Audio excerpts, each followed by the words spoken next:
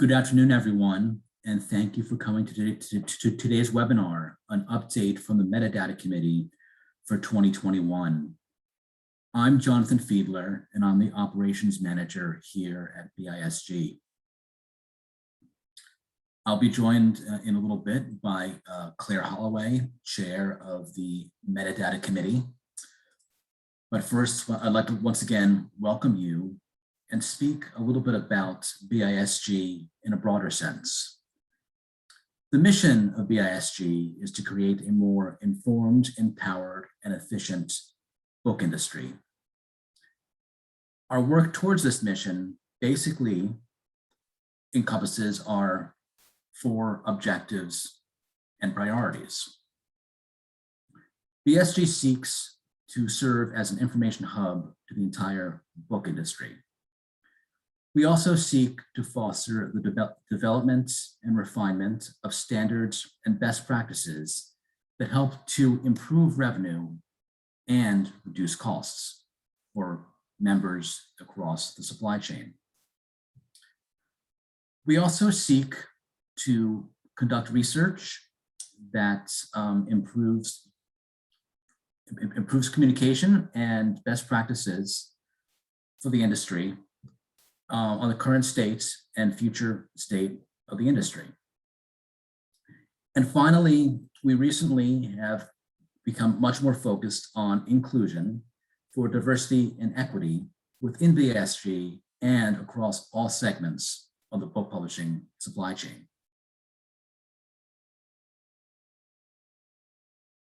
I forgot to advance these slides. My apologies.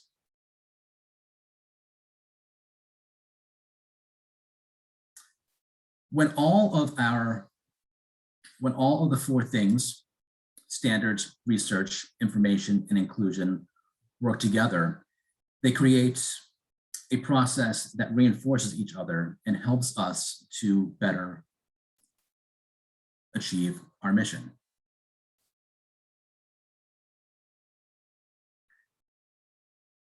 Our goals benefit the entire industry in helping to solve problems that could lead to increased costs, help to solve problems that could possibly lead to increased costs or lower revenues.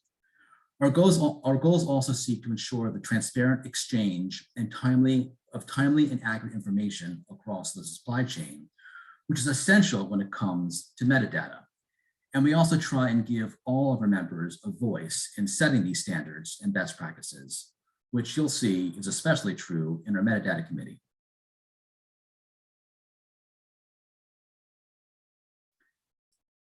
It really cannot be stressed more.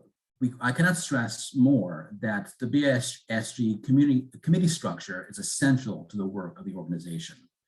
We really could not work as an organization without our volunteer-led committees.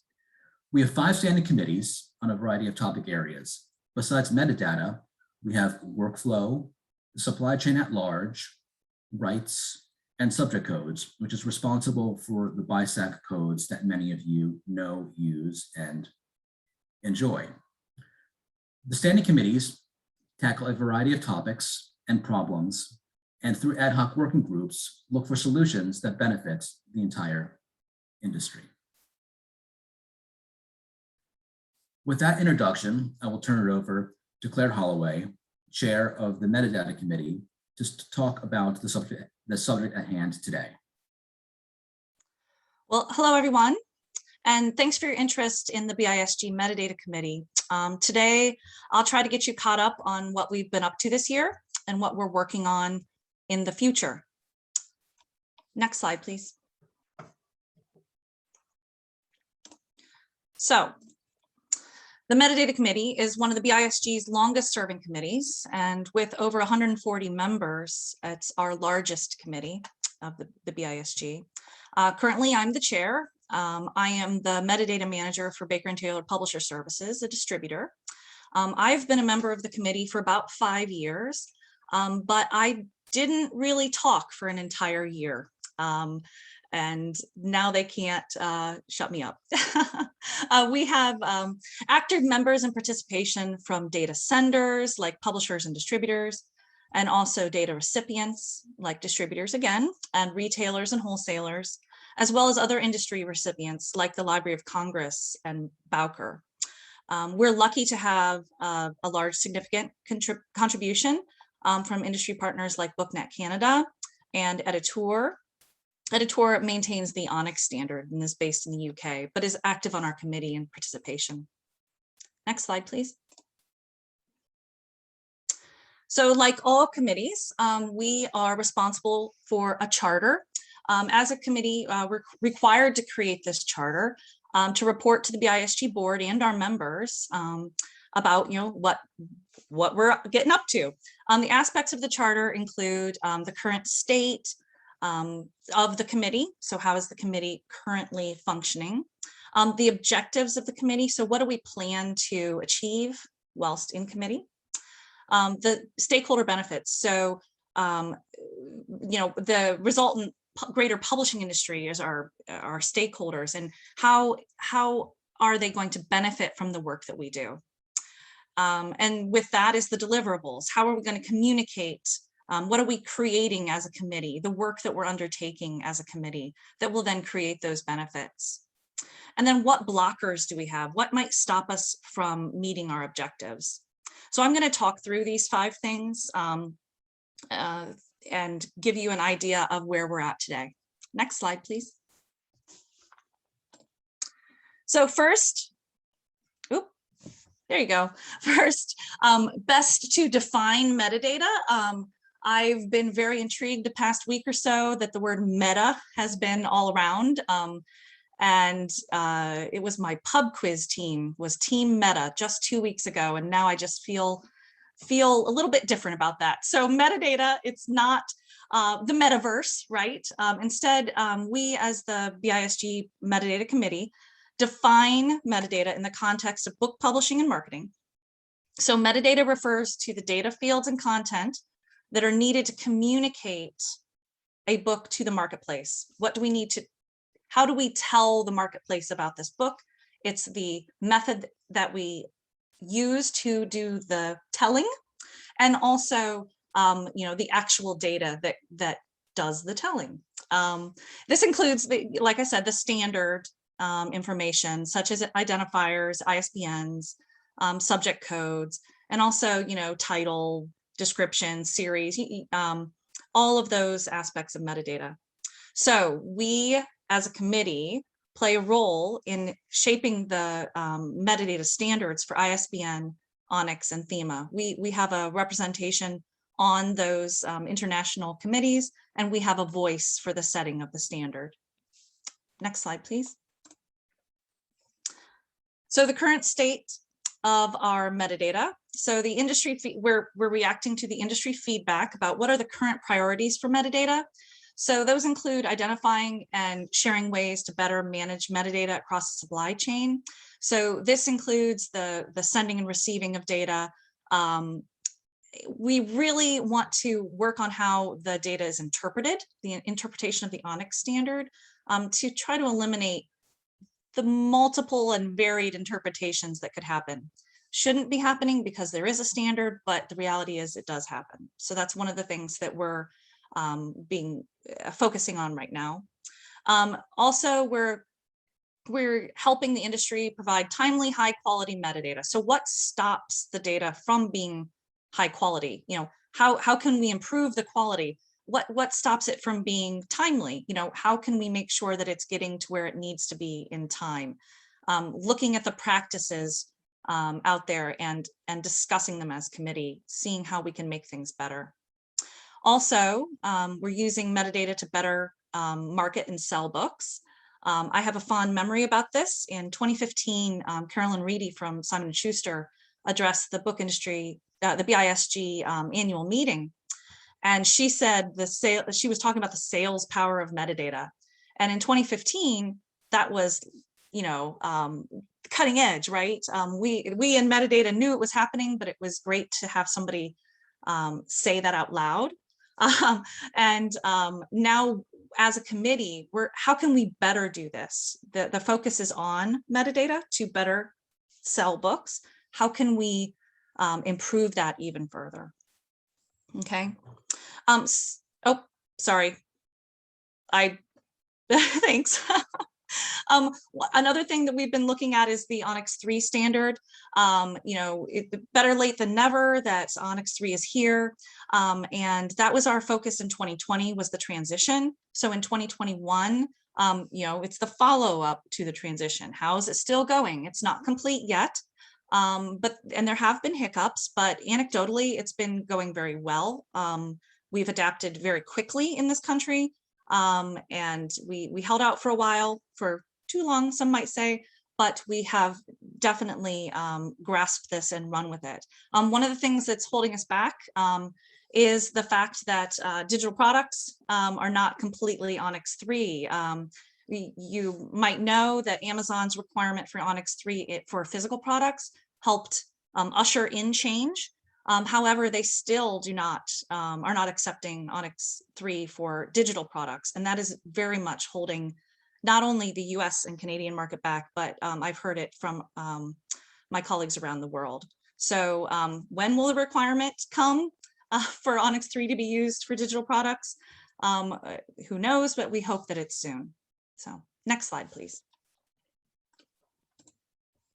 So our long-term objectives are really, we want to strengthen the documentation of the metadata supply chain. So what that means is really just making sure that we can account for the differences, looking through the reasoning, why are they different, documenting them for those on our committee and for the greater industry, and just strengthening our documentation to you, the stakeholders.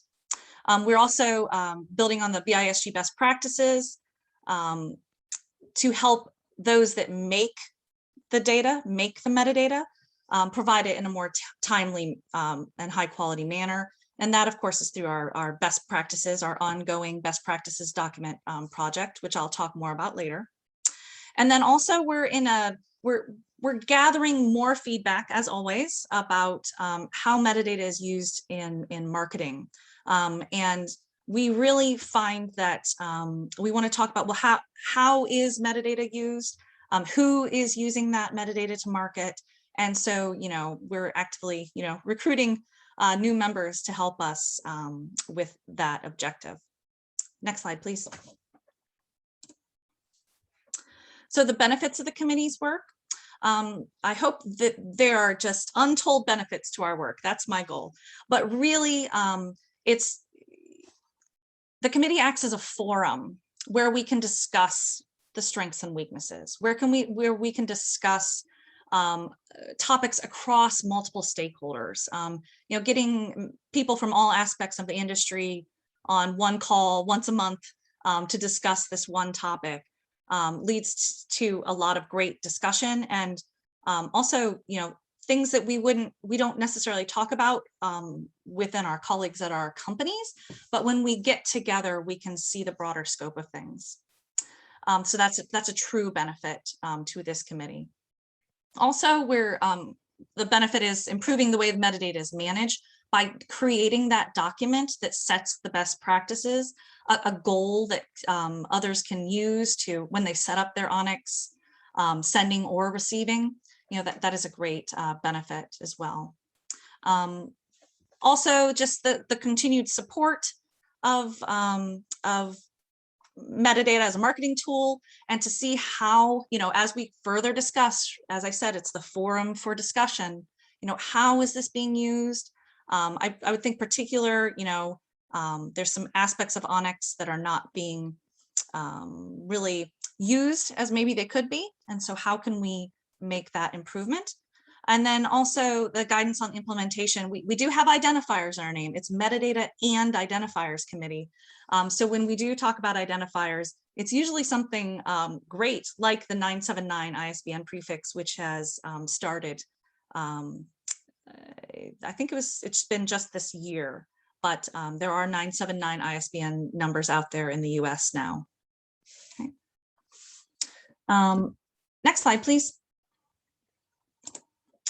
So within 2021, I'll go into each of these in detail a little bit further on, but an overview of what we did in Onyx, or sorry, in Onyx, in Metadata Committee in 2021 are these four main things. We had a virtual meeting of metadata recipients to discuss for senders and receivers to discuss the receiving of the data and try to address some topics such as the flavors of Onyx. Flavors of Onyx being the multiple interpretations of specific Onyx codes. We talk about flavors of Onyx a lot and wishing that since there was a standard, there would be just one single use, but that's not the reality. And so we discussed that a lot. We also on that summit discussed the educational taxonomy, accessibility metadata, and then also the new block 8 in Onyx 3, which has been released now. It wasn't at the time of that meeting, to discuss the production data, such as POD specifications. Another thing that we got up to this year, we started to update the Metadata Best Practices Guide. So we formed the process to do so, and I'll talk more about it in a second. But the main thing here is that the focus is on Onyx 3. So metadata best practices for the use of Onyx 3. While we're removing the support for Onyx 2.1, because that still currently can be found in the document that's published today, but we're archiving it. We're not going to delete it. We're archiving it so that it can be, used if you need it, but also so that we can learn from it in the future. We also are talking about other things in this best practices guide, including the new block 7 and block 8 in Onyx, which are not accounted for, and the inclusion of ISNI, which is the International Standard Name Identifier, in the metadata. Another thing that we've worked on is just, we keep saying marketing, so the support for marketing applications and book metadata.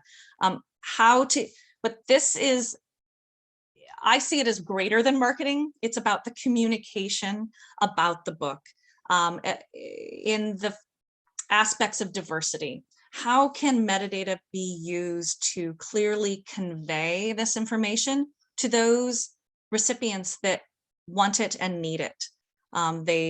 Librarians want it, teachers want it, consumers want it, various other, retailers want it. So how can we convey that, or can we? How can we be responsible about the aspects of diversity and identity that could be included in metadata?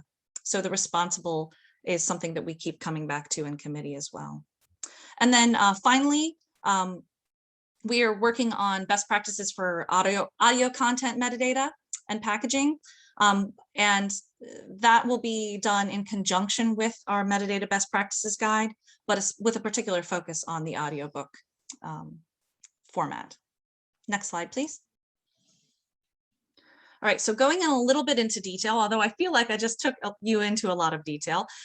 This is about the Metadata Recipient Summit. It took place on February 4th. Although when presented with the fact that it was this year, I couldn't believe it. I thought it was in 2020, but time has gone out the window. As I've said earlier, we focused on the flavors of Onyx, and also aspects of accessibility. And we had some findings that we were able to take back to the committee. One of them was that the best practices are nice, but they're not consistently implemented. So that flavors of Onyx thing, the interpretation of how data is used. Do we even need to use this piece of data? There's a lot of I don't know if the word is confusion. There's a lot of different interpretations of the Onyx standard, and how can we better do that? How can we better decipher it and translate it? We need, like I said, there needs to be more definitions and maps from the reality. So the practice is reality to the standard. And then also that we need to appreciate, we came to an appreciation that there's a lot of IT development work that needs to be done to support not only the transition, so between Onyx 2.1 to Onyx 3, that took a lot of IT development work, but also then with the code lists when they update, because the Onyx code lists update quarterly. And so, it takes time. You need to have resource that is focused on this. So we also found that the recipients are faced with many different messages coming at them from all different angles. And because of that, they're writing their own proprietary way of mapping data from specific senders. And so that creates issues. There's no one standard for them, for the recipient to adhere to. So one of the ideas that came up, which at the time I had no idea what this meant, but now I understand, was the Onyx equivalent of can I use. So a can I use is our tables, which web developers can query to note which browsers support certain HTML codes or different coding languages. And so the idea was, well, are we able to say who uses what? Can I use this code, this tag, to convey this information? So we thought that was interesting. And if we do choose to pursue that further, we would want to make sure that that's included in best practices. Next slide, please. So we've been forming a project to update the Metadata Best Practices Guide. So the Metadata Best Practices Guide is one of the BISG's most widely used documents. If Brian was here, he'd tell us the stats of how many times it's downloaded. Jonathan might know. You can tell us later, Jonathan. But I know that it is quite often. And it covers the North America, it covers North America, the North American market. So it's how do we, as the North American market, use use Onyx? What are our best practices? Because they are different from around the world. Okay, so this working group is led by Pat Payton from Bowker ProQuest, and she has really organized things to think through, well, what is it we're trying to do? How are we going to do that? And putting the next steps in place to do the work to actually update the best practices. So like I mentioned before, it's the move to just Onyx 3 and archiving Onyx 2 with the addition of block 7 and block 8. So block 7 is about promotional activities, and block 8 is about production specifications, like for POD. And also thinking about how it's presented to make it how the document itself is presented so that the information is more easily accessible. Including linked data, making this exposed to the web so it can be found, and then also using the editor links that are already provided. Editor has already provided a whole bunch of information on the web. If we're able to link to it, then that not only saves space in our document, but it means that we always have the most up-to-date information on the standard. So we're right at the cusp of needing people to work on the update. So we have decided that the working group is open to members and non-members as well. So if you want to be involved in this working group that will be revising the metadata best practices, then please email info@bisg.org, and we hope to have you involved. All right, next slide, please.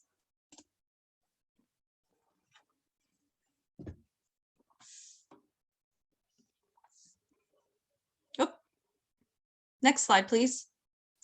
So while we wait for that to come up, next is just thinking about the marketing applications of book metadata. So like I said before, the sales power of metadata, or metadata is marketing. That is what we're still focusing on. Onyx 3 improves that support, but a lot of it is in block 7 too. And we as a I want to say almost as a world, but as the US have not really accepted block 7. It was released right before COVID. And so it didn't really get a fair shot. So we're just kind of revisiting that now. So we have 2 distinct opportunities here to communicate best practice for how to use Onyx, and also engage with book marketing staff to understand what's going on. So we have two pathways is what I'm saying. We're thinking about how do we use Onyx to, achieve this goal of metadata as marketing, right? And then also, well, who are the people that are doing the work? Who are the people, what do they need to see in their metadata to be able to convey this? So once again, I'll put out the call. If you want to get involved, we would appreciate people that are using metadata for marketing purposes. Next slide, please. And then finally, I think this was finally, the audio on that topic anyway. We're thinking about the audio as audiobooks grow. We need to settle some of the audiobook best practices, not only for metadata, so describing the audio products, but also for the workflow. And so the workflow piece is in conjunction with the BISG workflow committee to think about the production of the audio content and adhering to the W3C standards. So we're building on work that was already done by BIC, so the book industry communication in the UK, which is similar to BISG. And I know that Brian works with their head, Karina Urquhart, very, very closely. And as I said, we're folding this partially into our work with the best practices for metadata, but we're also going to be working on this throughout 2022. Next slide, please. So beyond this, beyond these 4 deliverables that I've just talked about, the things that have happened this year, we have also launched a coffee break webinar series on metadata topics.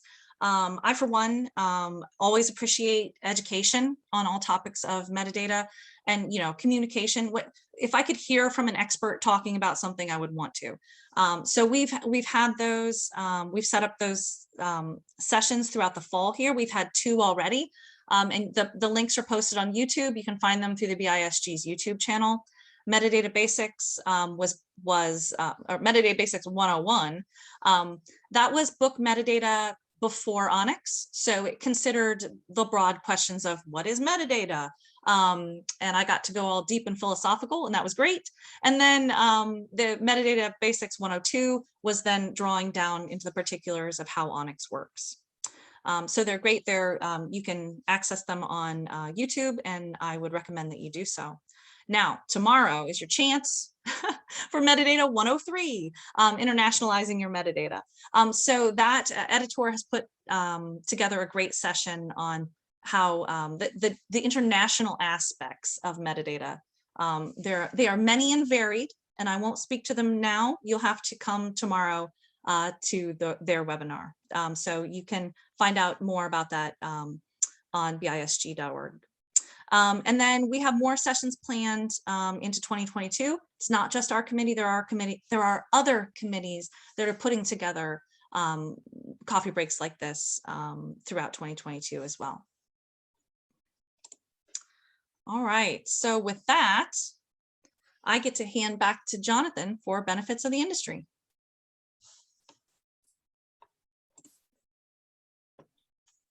Thanks so much, Claire. So now's a chance to talk a little bit about, why does this matter? Why does the work of BISG, why does the work of the Metadata Committee matter? And as you've seen a little bit, both the Metadata Committee and BISG in general provides access to best practice and alternative resources to the book industry at large. These are a lot of things that publishers and distributors, especially of scale, can do on their own, but in many cases need supports. And it's really through the cross-industry communication that really happens and is the reason why our committees exist, that the industry can function better and grow. And through these communications that happen within our committees, we can close gaps in information and knowledge, and as we've already talked about, foster best practices and increased awareness for tools and resources that can be used across the industry to better the industry, including hopefully lower costs, improved product quality and functionalities, to improve the marketing of books and the industry in general. So I've said a lot about what's happened this year already, but just to think about these are all rooted in, as Jonathan said, the filling the knowledge gap. You know, how can we communicate to our stakeholders, which is you, which are your colleagues, which is everyone in our industry, which is librarians, they're part of the industry too. You know, we have to make sure that, how can we make sure that we're communicating to all corners of this industry? And so that's, you know, just looking at these things that we've done this year. I hope that we've made a good start at that, and it will continue to improve as we go forward. So, however, next slide, please. What might get in our way? And this might be where you come in. How can you help us? So, you know, these are the blockers. We need to report, you know, what are some things, our challenges that we have. And one of our challenges is to recruit, our ability to recruit committee members with an adequate background in marketing. And I would say, and from different channels in the industry as I mentioned before, the different corners, you know, how can we make sure that we're covering all of those users and of metadata, those senders and receivers? So being able to recruit the committee members with the adequate background is a blocker, is a challenge. Another challenge is the willingness of different participants in the supply chain to implement those recommendations. So we can recommend all day long, but if nobody implements it, then change doesn't happen and we're left with the same problem. So how can we make the case a good case for change? And then, you know, be the change we want to see, right? We need to make sure that we take that back to our businesses and our parts of the supply chain and act upon it as well. And then finally, another blocker is just the bandwidth of committee members. We're seeing that, you know, we've got this big project of the best practices document. It's going to take a commitment, but it's hopefully going to be just a worthwhile and fun. Need I say fun? I'm a metadata nerd. I think it's going to be fun to get involved with this, but it will take time. And you know, we're in Q4 right now, so everybody's busy. We will continue to be busy. I don't know that there's ever a quiet time, but just we need to appreciate that everyone involved, everyone is a volunteer, and that we have jobs. And so we need to make sure that we can do our jobs, but also contribute to the committee. So with that, Jonathan, over to you.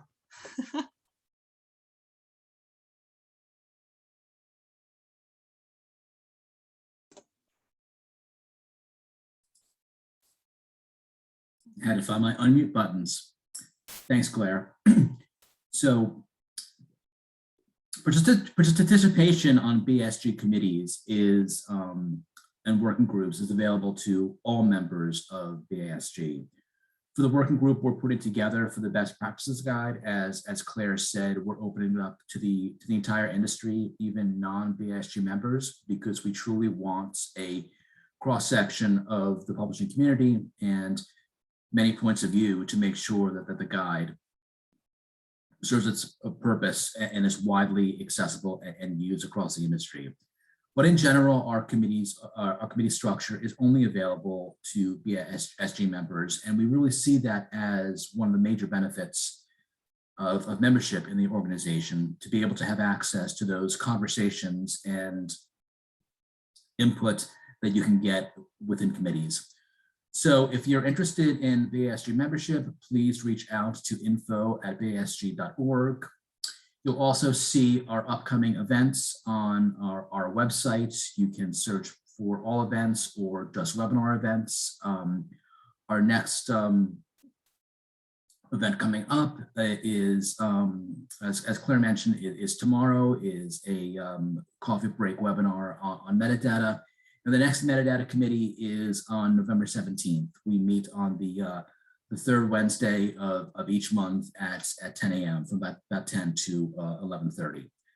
And so if you're interested in that, please reach out to the office. And if you're registered for this update for the first time, you'll now be on the BISG mailing list, and you'll see about upcoming events and opportunities to get more involved with BISG.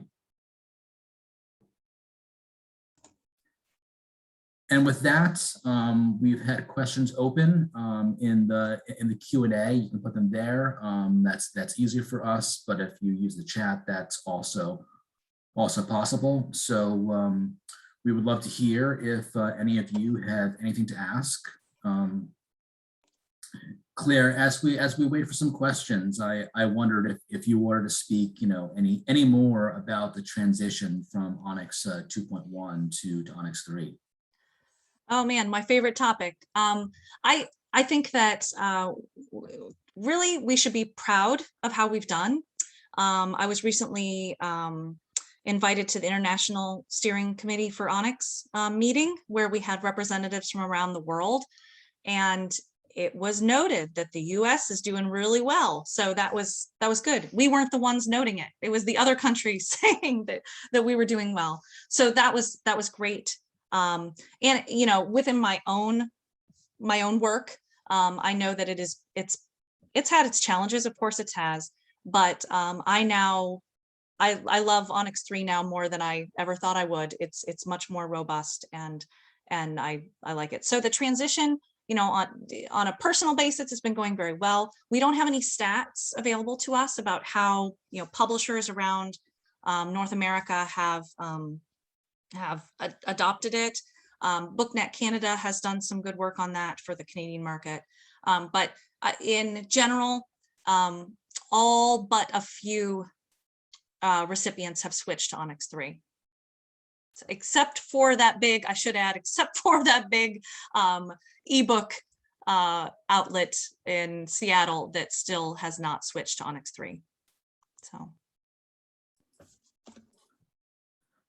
We have a question in terms of the use of I think I'm not the Onyx expert, the use of Block 7 for marketing information, and if using marketing information, especially for author appearances, might lead to the need for separate feeds, because Amazon is not going to care about author appearances at Barnes and Noble or elsewhere. So is that kind of in the not flavors of Onyx, but in ways that Onyx would have to be tailored to different retailers and different recipients? I think that's a great question. And I think that it's totally points to Block 7, so which is the kind of least known block of Onyx. But the glory of Onyx is, in my opinion, you can send the data out. It doesn't mean that the recipient it's relevant to the recipient. You could have a library business model in your supply detail in the same feed that you're sending to a retailer. It's the recipient will pick up the aspects that are relevant to them. So in this question, I see it as you get all your promotional details in that Onyx record, and then whoever needs to have it can have it. I will say that we've found that if there's a reading any place, regardless of if it's at Barnes and Noble or at a local bookstore, maybe Amazon might go up anyway, because people, they might see it and then go home and buy the book. So I think that all information is relevant to all recipients. It's just the specific details would be picked up by just those that are looking for those specific details. I don't know that I've covered, I don't have any exact examples. I just know that you can include in your Onyx the way that both parties want it to be. And if they don't, if the one party doesn't accept that entire block, if they don't accept Block 7, then they could, they could just choose not to read that data, I guess. I don't think that it would stop. If you put in your main description, if you went into the collateral text and you put in your main description, includes a reading at Barnes and Noble on, November 3rd, then yeah, certain aspects of the industry are not going to be happy with that. But I would argue that you wouldn't do that. You would put that information in the proper place on the record, be it the description for bookstores, or in the which we call the key selling points, or in block 7. So I think that would be a good example there. That's great. Great explanation, Claire. Thank you. We have another question.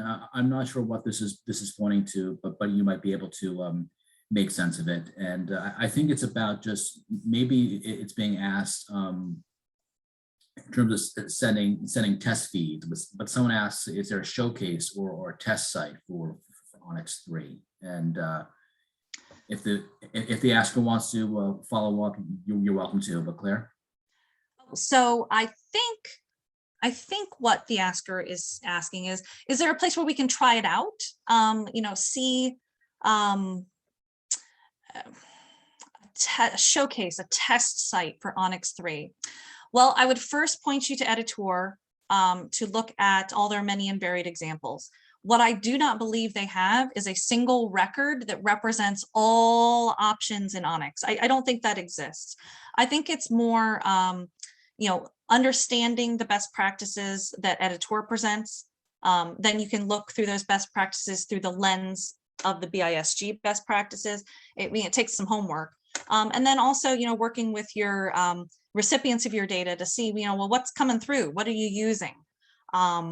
I think that's, it's always good to see how your data is displayed out there in the wide world, and to not just look at one outlet, but to look at a few side by side, so that you can see where there might be discrepancies. Outlet A might take data in one way and outlet B might take it another. This is our flavors of Onyx problem, but it does get you to investigate, kind of inspect your own Onyx. What is it you're actually putting out there? What are you telling the world?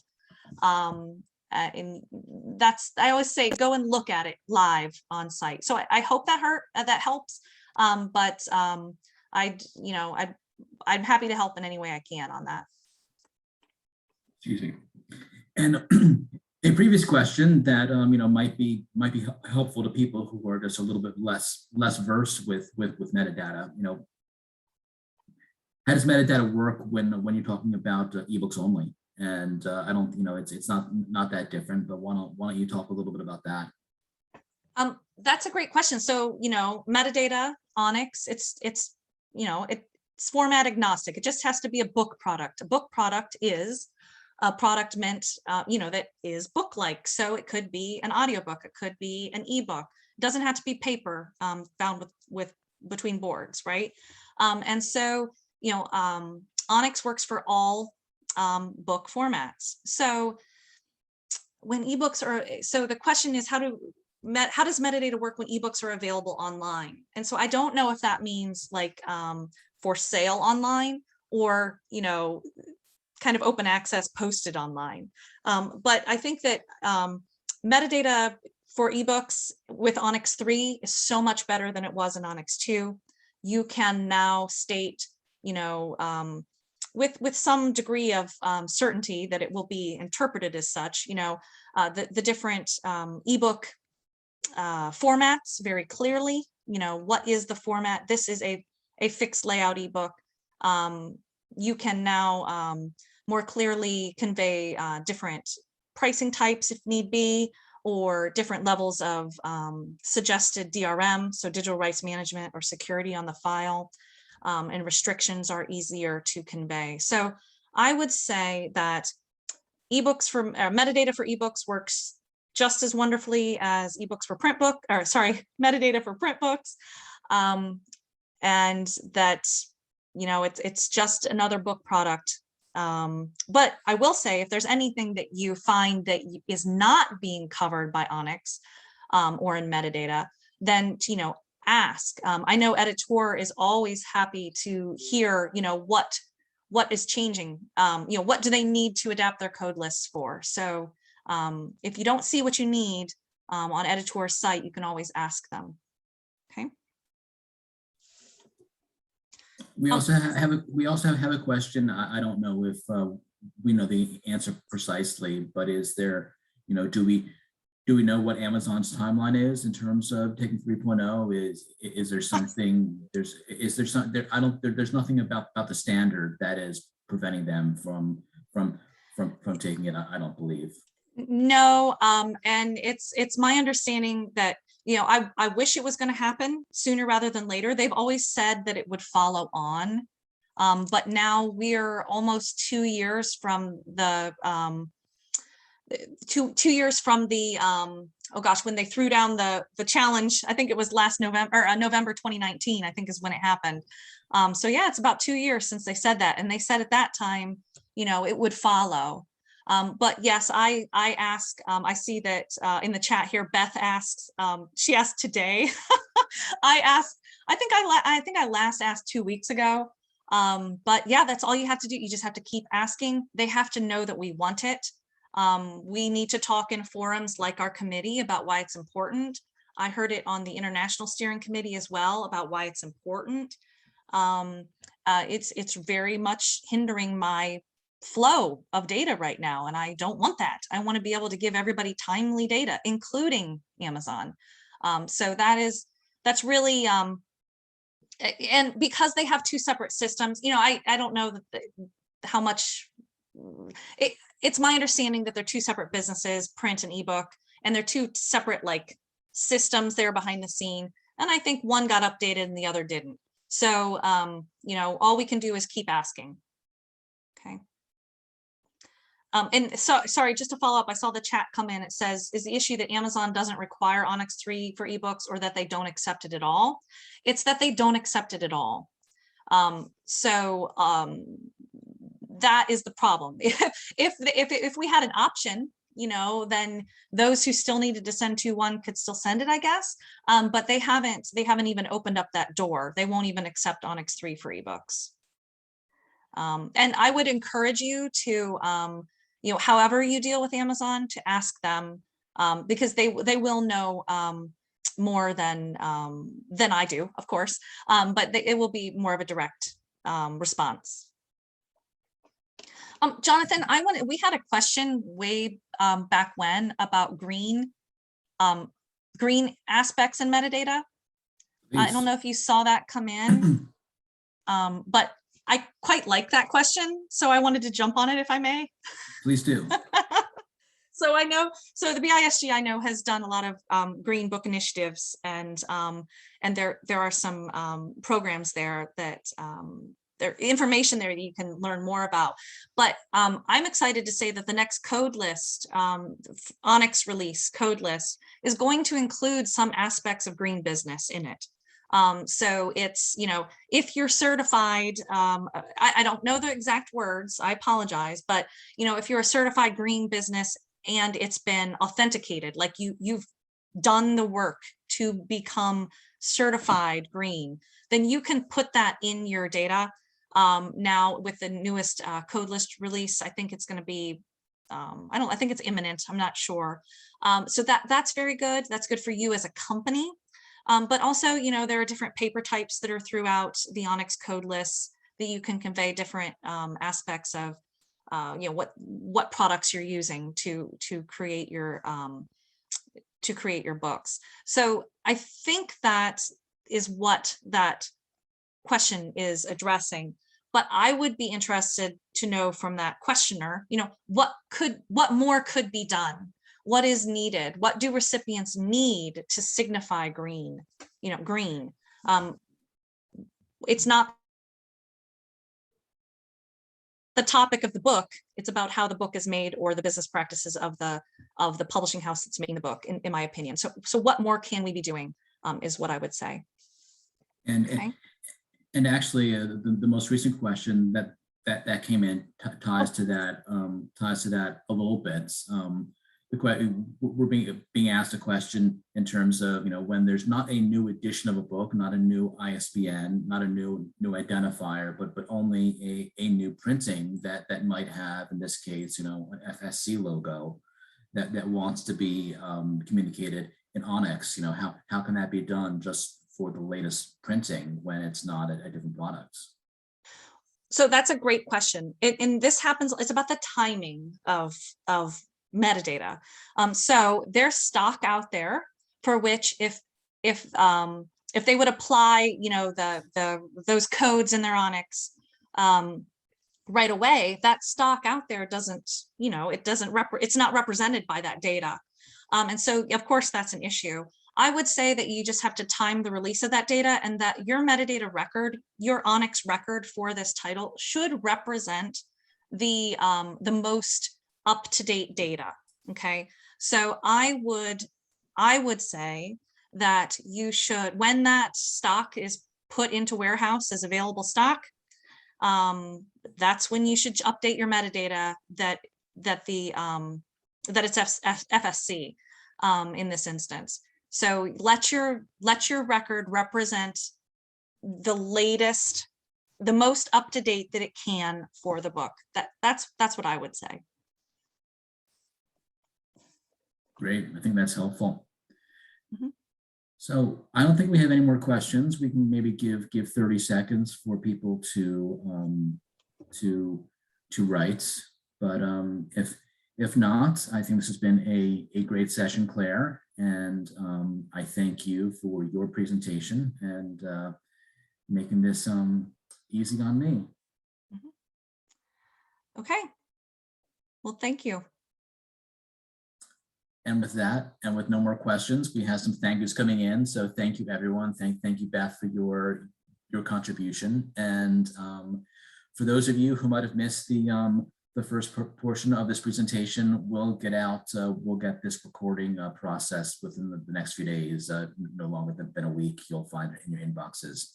So thank you for coming. And tomorrow we have a presentation by Graham Bell and Chris Saynor from Editor, all about internationalizing your metadata. It was recorded already, and but Chris will be there live to answer questions.